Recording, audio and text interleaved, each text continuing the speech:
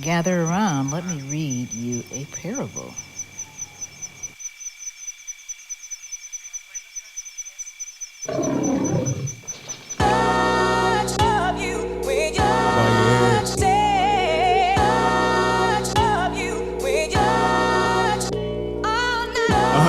For the day begin.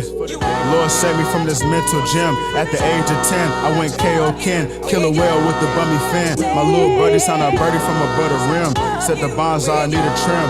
Water feeds the soil when the brown within. The dead leaves shoot the green from the nutrients with resilient stems. Growing to a stalk, loyal to a fault, praying for the rain. But my water in my eyes made of salt. Broken hands, but the temple got stalked. Smoke blowing through the chimney. Fog off white mark, doors open when we coping.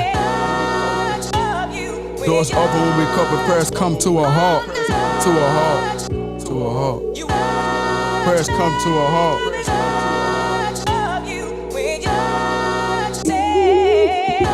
Feel I can't win for losing. LBRB on the verge of contusion. Devil's in the details. It's confusion and confusion, a Brutus and bruising. My new earth on Pisa. It's a never-ending battle, my demons look like Freezer. Herbivore for the score, herbivore for the score, the one a salad that Caesars. Only thing that's green these days is my bushel of reefer. Behind the smile comes ether. My halo is a flashlight in my battle with demons. I know I'm an angel, I know I'm an angel, my whole life I winged it. I know I'm an angel, I know I'm an angel, my whole life I winged it. I winged it.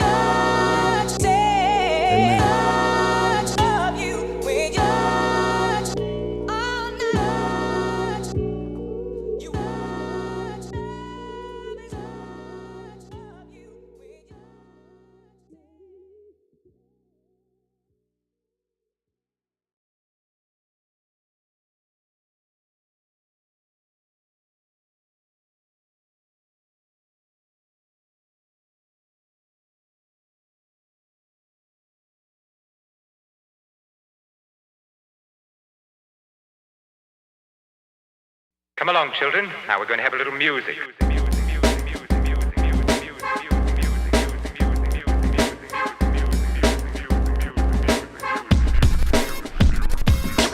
This ain't funny, so don't you dare laugh with the. Yo, what is up? What is good? We are back in the hood, right here on First Cut with my boy RB3, starting things out sweet in 2022.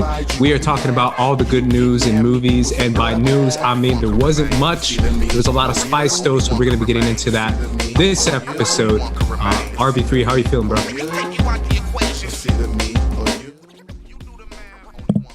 Sorry, my bad. I know the music was loud for a minute there. Also, hey.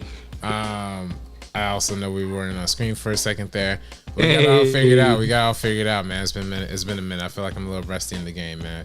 Hey, man. It's all good. It's all good. How you feeling, bro? Now see me make a rookie mistake here right now, too. It's all good. How you feeling, bro?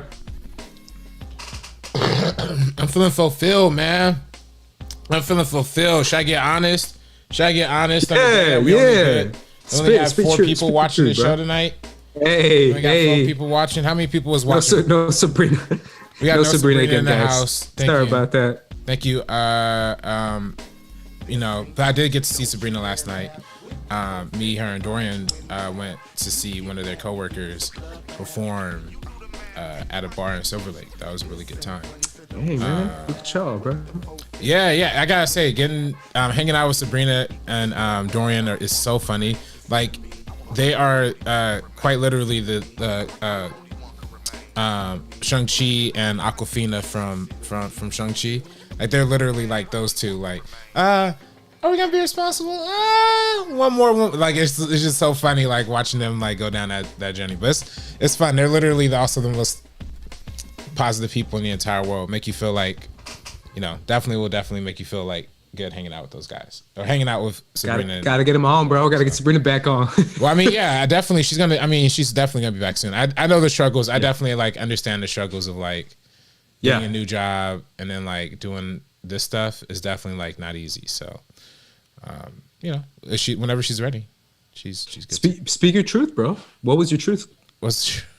My truth is you that said you were gonna be honest. I am I think after I think just after all this time, after a year and change of being moody and depressed and not really wanting to be doing anything, I think I'm finally awake, y'all. I think I'm finally up. I think something in my mind is clicked. It's clear vision, clear eyes, clear everything. I'm here. It's new. You know, I don't believe in this whole new 2022 nonsense, manifest nonsense. It's not nonsense. It's true stuff. But, you know, I'm not really that kind of dude, but I ain't gonna lie, man. Just everything, you know, when Mercury was in retrograde, like I really felt that. But no, I think it's like Venus right now, allegedly. Is that what's going on? So I think I feel that right now too. And I think it's a positive ascendance. So can you get into specifics? I mean, I'm just a new man. I'm not, you know, dealing with people who, I'm not dealing with situations that aren't positive anymore. And I think that's just what is good for us. It's good for people. I think it's good that, you know, we're finally, you know, I think I'm a new person, man. You know what I mean? I just think I'm a new person. I think, you know, all love to people in my life, all love to people who, you know, I know, we know, First Cut fans, watchers, all 9 of y'all know. Got love for everybody. Love is always in my heart. But, you know, things are changed and I'm like set anew, man. Just set anew. So yeah, man, you're leaving the scarf behind. You're doing it big, bro. Doing it big. I love it. I love to see it. Love to see it. Speaking of doing it big, we are here to talk about what is going on in the movie news. And can I be real with you, bro? I got to be honest. There was not a lot of movie news.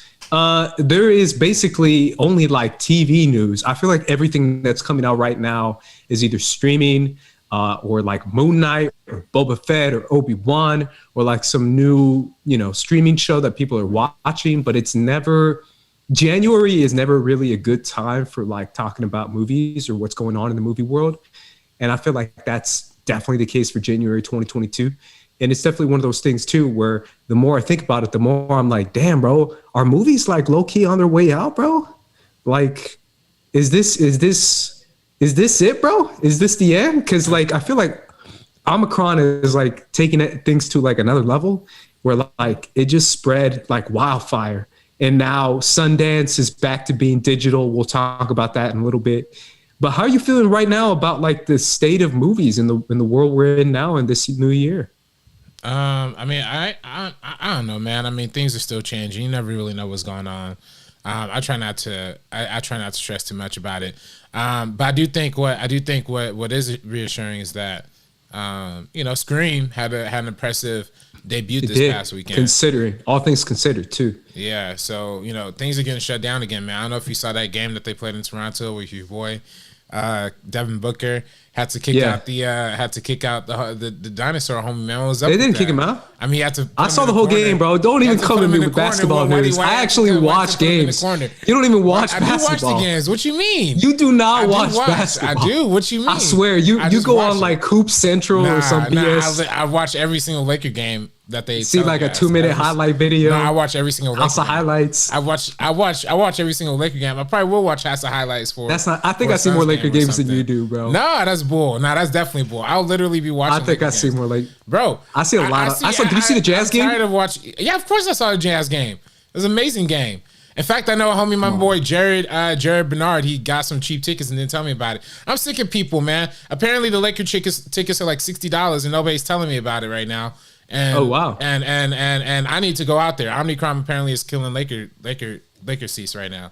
So, but mad people I know are like, oh, $60, man. I got it for $60. What you mean? You seeing LeBron for 60? You didn't tell me about it. That's a good deal, man. I looked up tickets to Suns Lakers in Staples Center. I'm still gonna call it Staples Center. I'm sorry, y'all. Yeah. I looked up tickets. It was 100. Remember, I think I told you this. It was like 160, 100, and it was like nosebleeds. Yeah. And I was like, nah, bro, I ain't doing that. But yeah, I still disagree, man. I still think I see way more basketball games than you do. Bro, like 10 times more. I got NBA League Pass, bro. Don't come at me like that. Yeah, see, we'll see. Now you're just flexing. But I watch every single Laker game, and I'm glad to see my boy Stanley Johnson if he makes it out to the end of the week, they will have to put him on the full-time roster. So playing shout good, out to man. Stanley Johnson. Shout out to Stanley Johnson. He's probably the only Laker playing good right now. I mean, everyone LeBron's else playing is like a kinda monster. trash. What you talking about? But LeBron is, but that's just LeBron being LeBron. I feel like everyone else is just like not doing it, bro. If I'm being honest, bro, I watch a lot of ESPN. I watch a lot of NBA Today, and this turned into an NBA podcast real quick. And I swear, everyone always like, yo, what's wrong with the Lakers? Are they gonna fire Frank Vogel? I'm like, bro, how many NBA analytics people? How many like anyone who just watches basketball could have told you that this wasn't going to work? Russ needs the ball. LeBron needs the ball. Russ can't shoot. LeBron's not a shooter. It's basic math. Like, this is basic basketball. Why are y'all blaming Frank Vogel, man? Like, this is ridiculous, You can't bro. figure out how to put him in rotation. It's kind of sad that you could play with the Lakers. Russ can't shoot, bro. No, like, that's not his thing. He like, can't shoot. Why did you get had a a non-shooter to play off LeBron? LeBron needs, I told you this, literally when the trade happened. I literally texted you and I said, bro, they should have got Buddy Hield. This is not going to work. And sure enough, I was right. The problem isn't the fact that he can't shoot. The problem is that he turns the ball over too much. Like, nobody expected him to be the problem. a turnover machine. It is. See, that's how I know you don't watch Laker games, because you don't watch. I see all his turnovers. They're bad turnovers. You could still win a game. Moments of the game. If he was shooting lights out, if he was shooting threes. So don't matter. You can win games without shooting threes. The Jazz show you can win games without shooting threes. The Nuggets show you they can win games without shooting threes. Like, so you can win games without shooting threes. I was watching a little bit of the Hornets games. There was a ton of turnovers, but if you can find a way to come back, shoot your way out of a slump, shoot your way out of, bad turnovers, you can find a way back into the game. The Lakers don't have that. Anyways, guys, let's move on from that, because I think we're losing our minimal audience. Yeah. Our 5 people are like, yo, I'm out. Yeah, they're like, shut up, you jackals. We don't care anything about no NBA. Yeah, we don't care about this stuff. Let's talk about the Scream box office. You mentioned it. It made $30 million over the weekend. It could have made 40, man. If it wasn't Omnicron, it could have even been more like 45. It could have been a great box office weekend. It was still a really, really good one for Scream, all things considered. Obviously, we both didn't see the movie because, do you have a reason, RB3? I do have a reason. I like Scream, man. I think Scream is a good movie overall. Yeah? Okay. I didn't know there were so many Scream heads, bro. If you go on Twitter for like 5 minutes, you see like everyone talking about it. And I'm just like, really? Scream? My boy John Marin, man, who I work with a lot at Network, he loves Scream. He's always definitely hyped on that joint. I'd be hyped on it too, man. I definitely need to peep out more of these movies that people call classics, because they're definitely a lot. I love the first Scream, and beyond that, I've seen Scream 2, 3, and I haven't seen 4. I think they're cool, but I know there's like a fan. I didn't know there was a fandom behind it, but I didn't know there was a $35 million fandom for a soft reboot. Fandom behind it. I didn't know there was that big. I didn't think it would be this popular at all, and that so many people would talk about it. So shout out to Scream for doing their thing. Shout out to the cast of Scream. Let me pull this up real quick. What's cool about this cast is that they got a lot of newcomers. So I want to shout them out real quick, because I think it's very important to give a quick shout out. So obviously Jenna Ortega is a up and coming Latina actress. They also got homegirl from In the Heights. Let me pull up. I think her name is like Melissa something. I can't see it. But either way, they got homegirl from In the Heights. She's in this movie. A really cool cast. Jack Quaid is in it. Let me see. They got Neff Campbell back. Homie from 13 Reasons Why is in it. David Arquette is in it. I don't know. I just think it's cool. I think horror movies has that opportunity to introduce new people to new cast members, and I think that's always a clever thing to do. So shout out to them for doing that, and I really do feel like that's a good opportunity for them. What do you think of that? Yeah, I do think horror does have that unique opportunity. It rouses a certain level of nostalgia for people, because like comedies,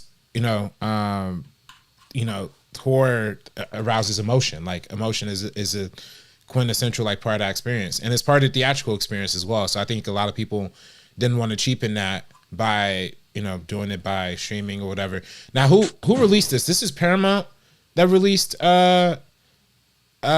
Scream, if I'm not mistaken, right? It gotta be Paramount. Is it? Or is it? I don't know who does Scream. I think I'm looking it up right now. To me, these things are Spyglass Entertainment, Paramount Pictures. Yep. Yeah, Paramount. Yeah. To me, these things are important because like it shows you what the climate is for what's going to be going on moving forward. And I think what we've seen with Disney, the Disney model and the HBO Max model of the day and date, or not Disney's not necessarily day and date, but they're really close to it. Is not going to be as successful as when it's the theatrical only model, at least box office wise. And I think, you could say like the movies make more money when like they're directly streaming and all these things, but I think there's still a loss of cultural impact when something like Black Widow only makes like 400 million or like 300 million like worldwide. It's something like Eternals. Which, by the way, I do want to. I rewatched Eternals when it came back. I gotta rewatch it. I do think it's a good rewatch. And I do think it will have another life on streaming. And I do think there's one change that they can make, and it would be a really great movie. But going back to the release models, I think the seeing that how the success of Sony movies have been doing, and the success of how Paramount movies I know Paramount still has their streaming platform, right? They have Paramount Plus, yeah.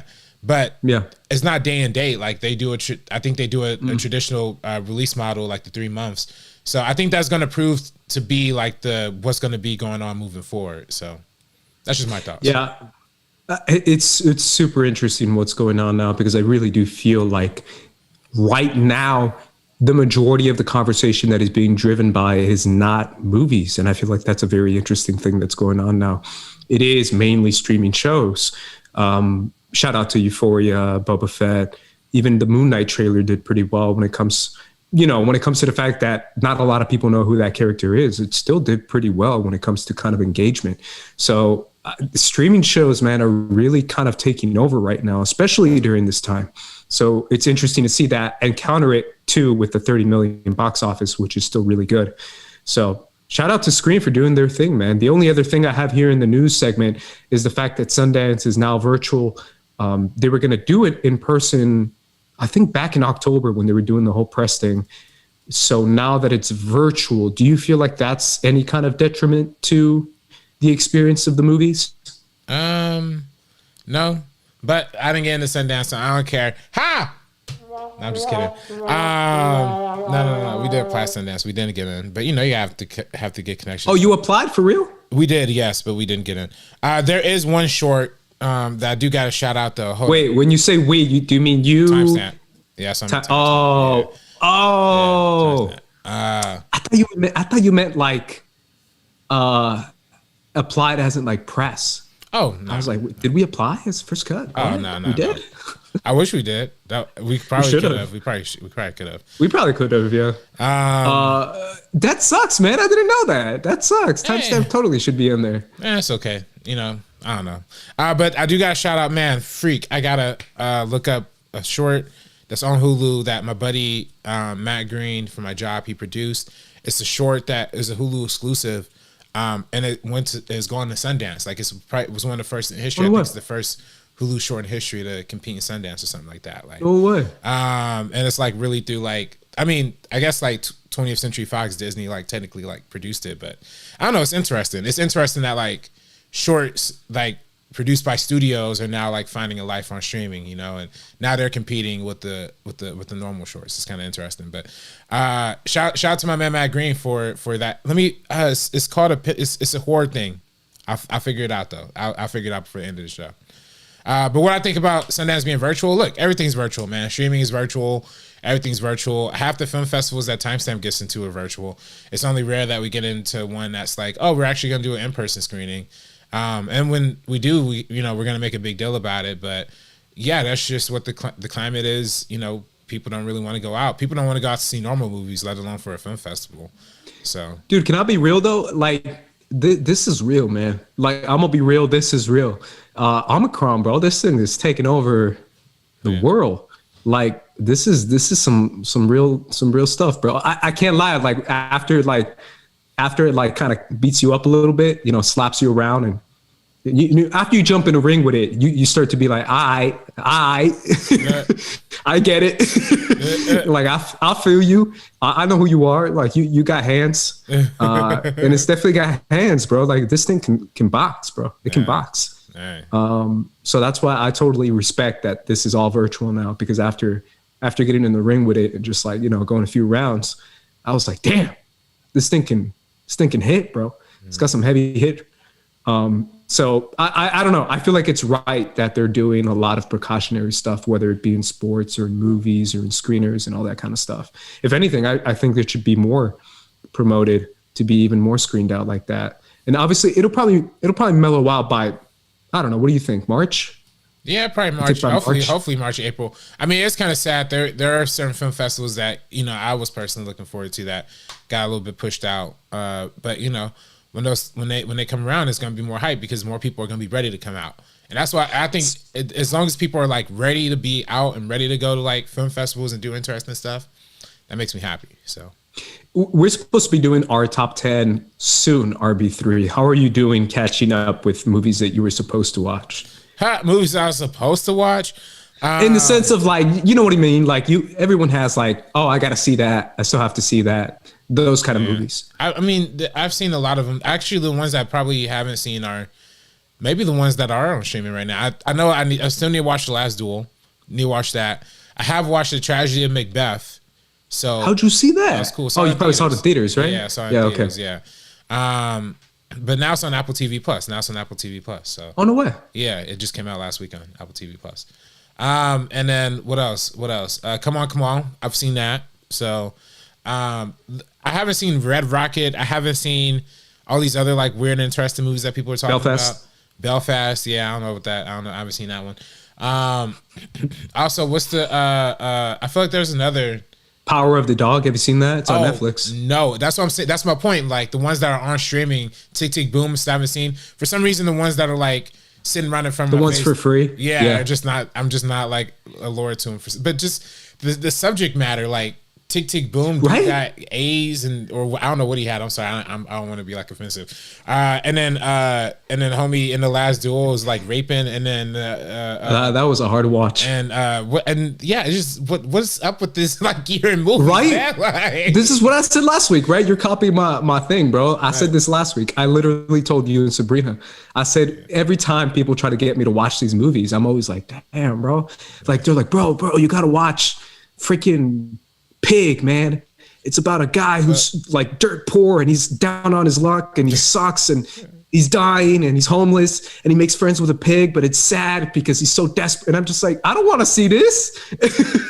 Like that sounds awful. Yeah. And I'm just like, I'm good. And then it's like, oh, you want to see this movie about this war-torn country and these old people with these kids? It's called Belfast. And I'm like, I don't want to see that. Like, I'm good. I don't want to watch this depressing stuff, bro. Like, I'm trying to be happy right now.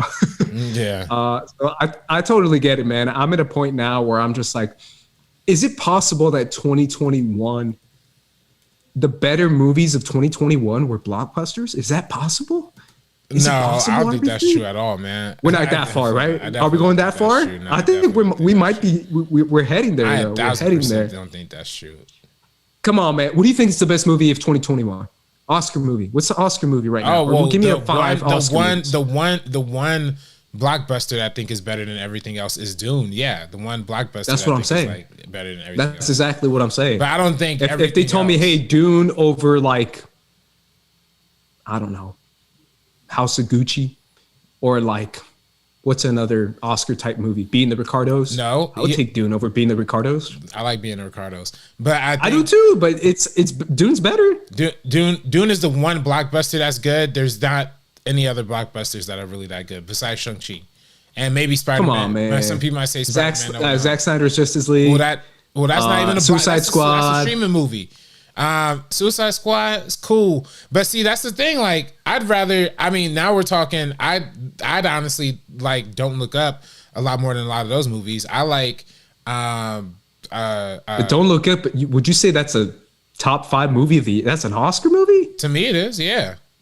I mean, we'll talk about our top 10 next week, but it should be an Oscar movie too. By the way, the fact that it's winning a lot of awards too. By the way, it got nominated for SAG, bro. I don't know what you tripping. I'm not saying that. I think it's. I never said a single thing about it on Twitter, just because the discourse was just too much for me to handle. Yeah. I liked it, but I was like, I wasn't blown away by it. I wasn't like saying it's the best movie of the year and like it changed my life, and now I'm gonna worry about climate change. Like, no, that's not what it did to me at all. I was just like, yeah, it's a movie. It was funny. It was cool.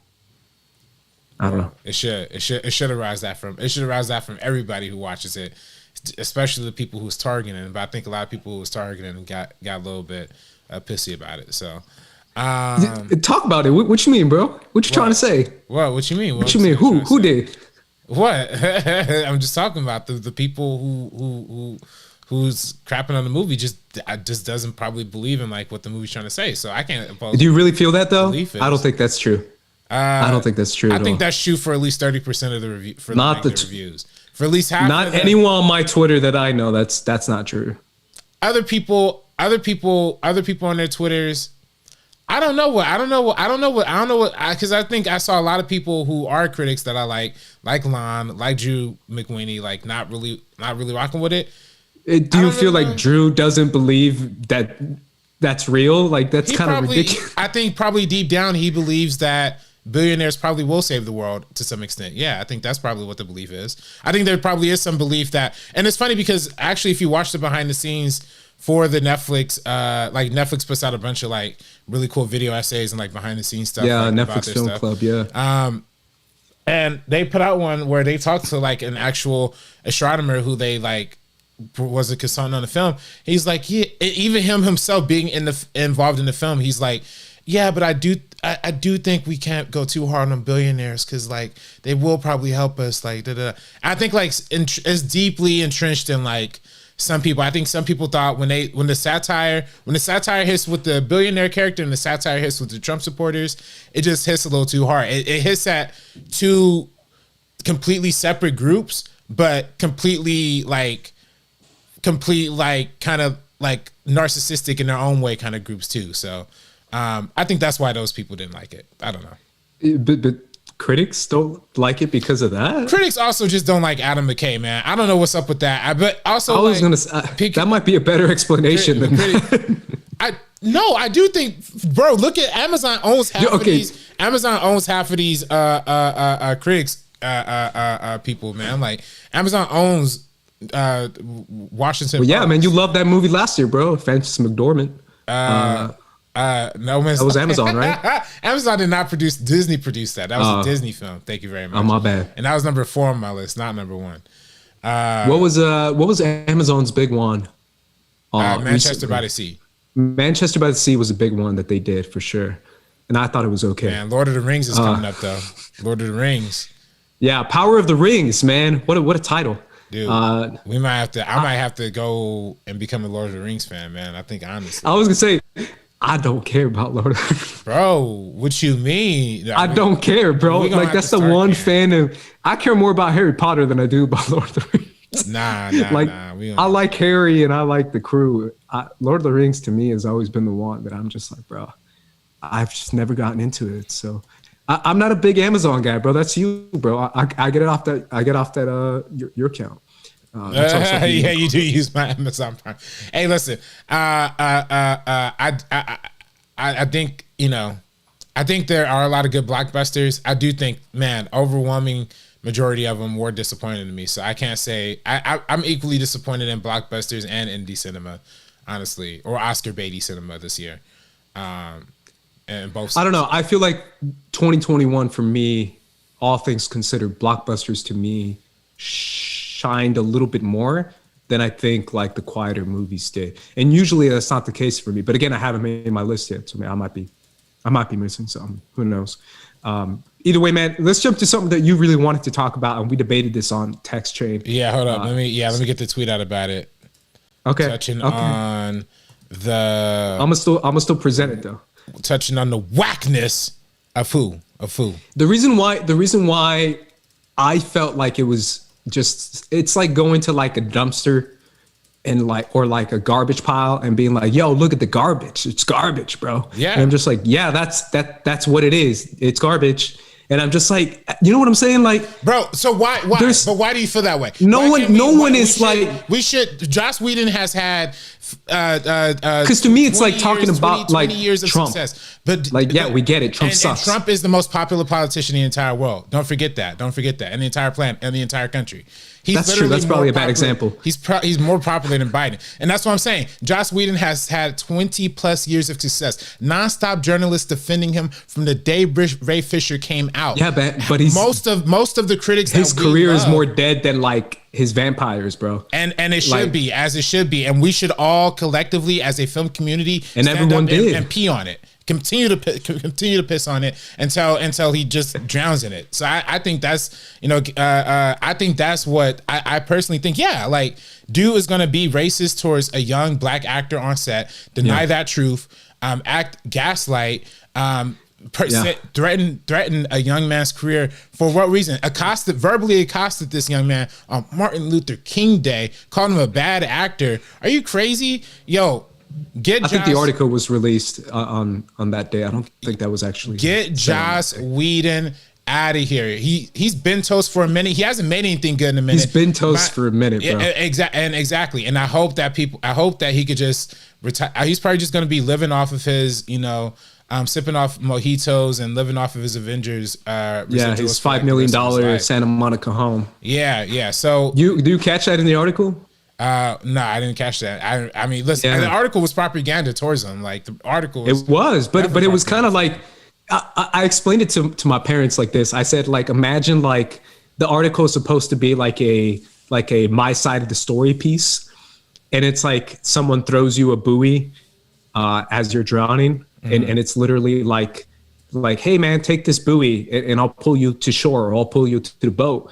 And he like, instead of like taking the buoy, he just like grabbed an anchor and he just went all the way down to the sea. Like homie was drowning. His career was drowning and basically taking in all the water, and he was basically done. And instead of like taking the buoy of this like article, he just took the anchor and just buried himself so deep under sea that it's just, he's done beyond. He's just buried, bro. He was just like, I'm going to bury myself. His digging his own grave so deep that I was just like shocked. That's why to me, it's like, bro, if someone is coming at you and saying, people from the past have come at you, people from the Buffy crew have come at you, Charisma Carpenter, Sarah Michelle Gellar, Michelle Trachtenberg. I'm RB3. I know you're not. I put Buffy in like my top 3 shows of all time. Like I'm a Buffy stan. I know every episode by heart. I've seen the season multiple times, and I've seen Angel by heart multiple times. So to me, I know this story pretty well because I've seen it be coming up from the horizon for years. And I feel like everything that's happened now with, my heart, bro. This is what we used to talk about on First Cut every day. Like way back in the day on the Meaning Of podcast, we would talk about Justice League and what it meant and what, Zack Snyder meant and what was happening. So to me, I've seen this happen for a minute. And the fact that the crew came out, the cast came out, multiple casts came out, they all came after him. Ray Fisher came after him. It's just so, he was already so buried in the fact that he chose to blame everyone else but himself and basically just put his hands up and be like, yo, man, that's what it is. What else can I do? It's just it's so insane that to me, I was just like, bro, let's just not even talk about it. But the floor is yours, man. I want you to say your piece, bro. Yeah, listen, man, I want to say that despite what Joss Whedon want to put out, despite the propaganda he wants to put out, for one, Gal Gadot speaks perfect English. The fact that he's gonna say that that was bad. Like, come on, man. Like, she don't speak English. I'm like, bro, really? Like, come on, man. You're saying the quiet part out loud. You're revealing your bigotry out loud to the people.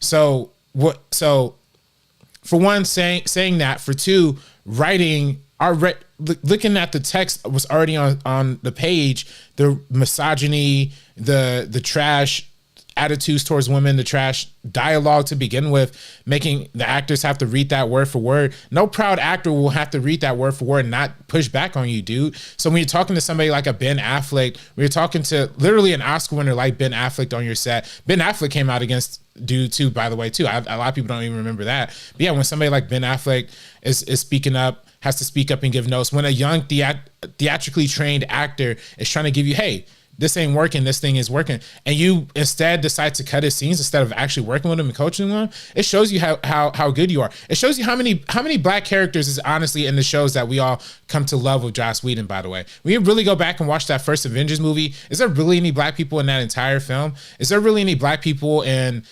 Serenity or Firefly, anything like that? Buffy. Or Buffy or anything like that? It just goes to show you what his attitudes were to begin with. It's like the Tim Burton effect. Oh, they don't fit our aesthetic. They don't fit our aesthetic. Exactly. And he's just outing himself of what listen, like you said, these are things that we've known like for a long time. But I'm glad that now he ended up making it more. He ended up making it more prevalent and outwards towards himself. And I honestly think, more power to him. I hope he retires or, floats off into the sunset and never makes anything again. And honestly, I hope people don't come to appreciate stuff anymore. Like, honestly, going back and rethinking about the Avengers or whatever, it's probably not even a top 5 Marvel movie anymore, man. Just seeing how good the things got right now, or how good anything is right now in the age of streaming, in the age of television. This dude's like one of the most overrated writers, showrunners in the entire world. So, it's definitely anybody who disrespects women, anybody who doesn't respect black people or black voices, anybody who's like bigoted and marginally racist and gonna say and use that as an excuse for a reason why you don't understand somebody's like critique to your terrible writing, just crap away, dude. Just forget about it. Anybody who's not allowed in a room with a teenage girl because they're afraid of what's going to happen. Yeah. You see that? You catch that? Oh, I didn't peep that part of it. Oh, dude, he was apparently not allowed in the same room with Michelle when she was a teenager, because apparently the cast and crew were afraid of what would happen. I was like, bro, if you're that much of a creep and your reputation is that much of a creep, like, you don't deserve any power at all. Nah. And the power that he used, he would demean writers and he would demean female writers and female cast members, Charisma Carpenter being one of them. And obviously the writer that was mentioned in the article being another one, when apparently he berated her on set and in front of everyone, talking about how bad her writing was. It's beyond disaster, man. Homie buried himself to the point of no return. He's at the bottom of the sea right now. And like you said, rightfully so, right? When it rains, it pours. He decided to just take the opposite route of what he should have taken, and owned up to his responsibility, but he did not. And he chose to bury himself. So yeah, I absolutely agree with you, man. It really is kind of a remarkable thing. I told you there's going to be a documentary in the future. I said I wanted to do it when it comes to the Justice League documentary, because I was catching on to this. Can you give me credit, bro? Yeah. Because I was catching on to this back when before the movie was released. Yeah, you're right. I was sniffing around and I was like, something's off right here, bro. Like this Joss Whedon thing, this Zack Snyder thing. It feels like Warner Brothers is just doing some shady stuff right now. Yeah. And sure enough, when I saw the movie, I was like, damn, this is awful. This is real bad. And everyone else was like, dude, it was great, man. It was so much better than Batman versus Superman. It was amazing. And I was like, what movie did you watch, bro? Back on Schmoes, I was like, what are you talking about? But yeah, I just feel like he buried himself to the point of no return. It really is a sad thing, especially when you see the final cut. Say what you will of Zack Snyder's Justice League. When you see the final cut, you definitely say, damn, he really did like just butcher that. And he really did mess up everything that was going on. And he really is wrong about everything he was saying about Gal Gadot and about Ray Fisher and just the entire process in general. So it's time we don't idolize power-hungry monsters because of their art. And I feel like that's a responsible thing that we can do across all fields. So, yeah. Any final words on that? I definitely want to say, yeah, like you said, if you watch the final cut of Justice League, you see that Ray Fisher is an amazing actor, one of a kind. And I think this is also going to be a segment where I think we should definitely highlight the talent of Ray Fisher. If you've seen season 3 of True Detective, I personally have not, but he has received rave reviews. You should see it, man. You should totally see it. I have seen it. Yeah. Have you? So he's good in it, right? Yeah, I've seen it many times. Yeah, I reviewed it for another thing, but yeah, I totally did. He's great in it. He's great, and he's had. Let me see here. Let me pull up. He's doing a show right now on ABC called Woman of Power, I believe it's called. Okay. Or Woman of Empowerment. Woman of the Movement. Women of the Movement. Women of the Movement. Yeah, Women of the Movement. Good stuff. Wow, it seems like important. So yeah, I'm excited to see what. So watch it. Go watch that. Yeah, I mean, go watch him. You can say anything. Go support him. Go tweet him. Make sure he doesn't get blackballed out of this industry. And I hope that people continue to not feed into this corporate spin, press, media, propaganda that they're going to keep putting out there, because I don't think anyone's feeding into it, bro. A lot of people were, man. A lot of people were in 2019, 2020 during the pandemic. Oh yeah, when all this stuff was coming out. But a lot of like stupid people though. A lot of people who were legitimate and like who we follow, like were into it. That's too. true. So we got to really push back. People really, yeah, that's true. I told you that beforehand. I was like, damn, people really reaching backwards just to go against Zack Snyder. Yeah, literally just against Zack Snyder. I was like, what are y'all doing? Yeah, it's not right. Not right stuff. Especially at the expense of a young black actor, young black talent like Ray Fisher. Yeah, you're right, man. We should be calling out those people. I call them out all the time, bro. I'm in trouble for it. I mean, I get in trouble for it on here. So I totally vibe with that. Anything else you want to touch upon, man? The only other thing that I have to say that I didn't want to tweet and that I could probably say on a stream, because I mean, there's only 10 people here, bro. There's only 15 people. Yeah. Ain't nobody gonna hear this. But what'd you think of episode 2 of Euphoria, man? Oh, it was good, man. It's good. I think they're starting to rely on a little bit too much narration going on. A lot of narration in the episode, but it's good stuff. I like where it's going. You think so? Yeah, are you vibing with it? Are you not? I liked episode 1. Damn. Episode 2 though, I was just like, ooh, is this good? Like, are we sure this is good? I mean, I just sometimes I don't know, man. Sometimes I feel like I'm taking crazy pills. And I saw someone else tweet this, and then I saw their quote tweets, and I was like, damn, I ain't gonna tweet anything bad about Euphoria. Euphoria fans eat you alive, bro. They like ratio you. They freaking destroy you if you say anything negative. They were just questioning like certain things in Euphoria, and then everyone was like, "Oh, you suck. The show's not meant for you. This show's amazing." And I'm just like, "Is it amazing? Is it an amazing show?" What's the question? Okay, what's the what do you think is bad about it though? Like, what do you think is bad about it? I mean, okay, story wise, I feel like filmmaking, nobody can deny the cinematography, the camera movement, the clever editing, all that stuff is actually really engaging. But I just feel like the more I think about the story, the more I'm just like, what are we saying here? What are we communicating? Like, just tell me, what do you think we're communicating? No, are we just saying, yo, shit happens? Is that what it is? What you mean? We're only 2 episodes deep, man. We're only 2 episodes deep. There's a whole season we've seen before, bro. Yeah, and we saw It's another season of the same shit, bro. I mean, it's not the same shit. It's the same shit. I mean, yeah, it's to show you the cycle. It's the downward cycle. Oh my God. She got the... There's absolutely no growth. There's absolutely no change. It's the same ass shit. Yo, her whole girlfriend isn't even addicted to drugs anymore. Like, what you be? She's not addicted. She's not? No. What are you talking about? Jules is not addicted. Jules is not addicted. Man. Yeah, I get it, but still, Rue has a new friend named Elliot who's feeding her drugs, and it's not good. It's not a good formula. It's a little love triangle going on, but it's for the love of. Homie looks like he'd be like my long lost cousin or something. Homie looks like Kanye survived a crash to beat his behind. That's what homie looks like. That's true. That's another good one.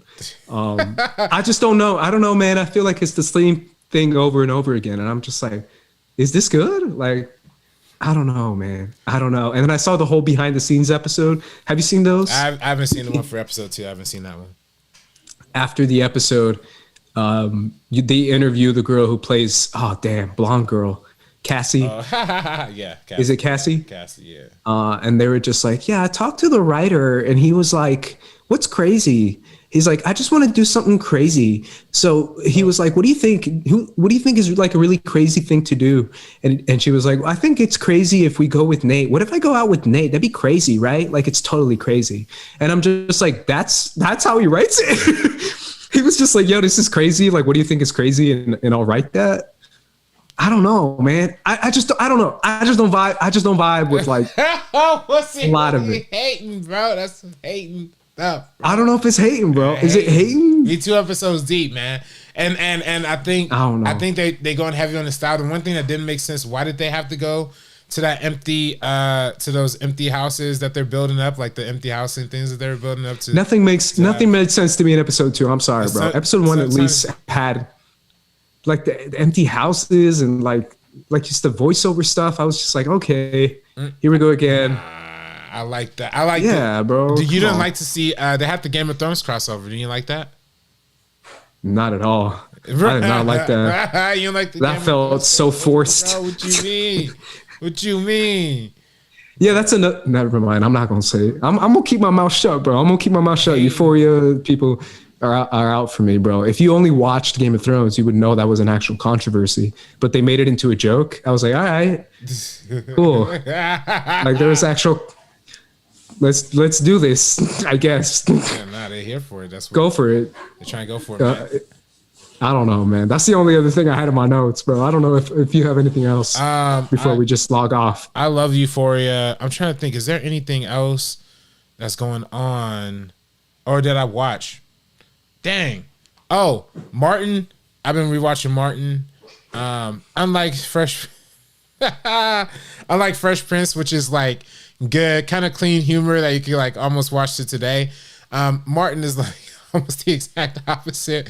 Some of the stuff I'm like, yo, how did they get away with saying this on TV? Hey, yo, we got a super chat. Hold on, let me make sure that the thing's on. What's up, First Cut? I know you haven't done Meaning of in a minute. If you ever do it again, possibility of doing it on Wong Kar Wai. Appreciate you all. Woo! You're right. It has been a minute since we've done First Cut. We're gonna be doing one very soon. Meaning of. Oh yeah. I mean, it has been a minute since we've done Meaning of, but we're gonna be doing one very, very soon. We're gonna be doing a couple very, very soon. Of course, we got to talk about our top 10 of the year list. We can't not talk about that. And then we're gonna have one. We're gonna talk about Juice. And by the way, if you haven't already, yesterday was the 30th anniversary of Juice. Juice turned 30 years old. Came out January 18th, 1992. I got the 4K Blu-ray. It's downstairs. I got to grab it. Amazing. Looks great on 4K.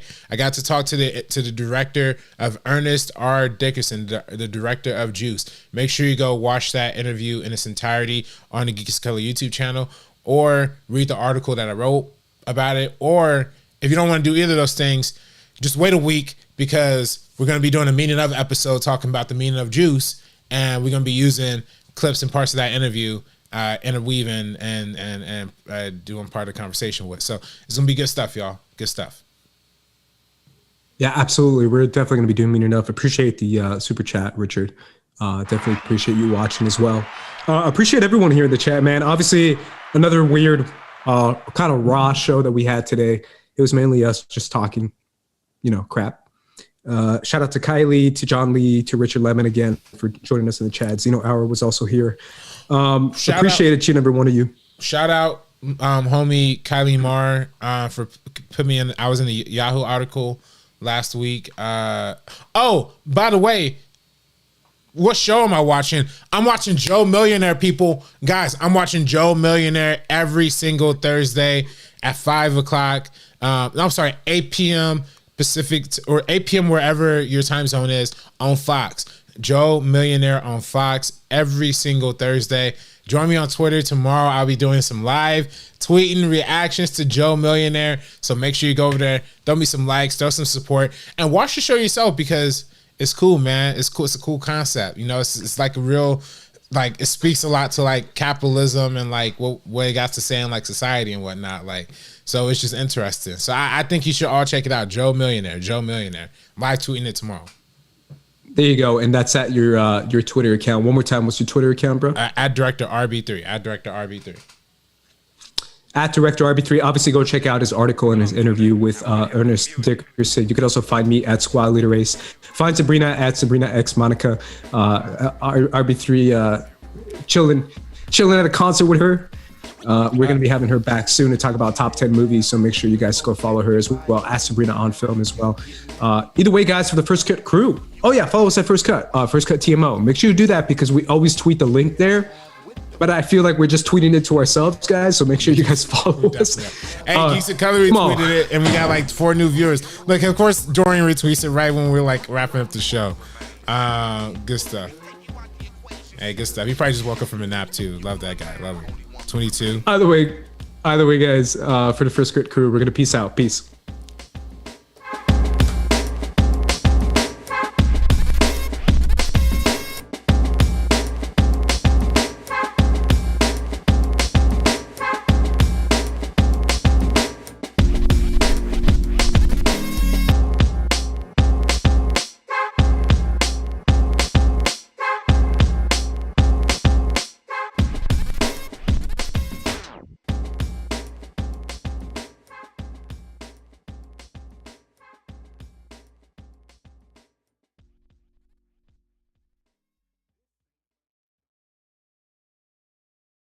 It's Britney, bitch.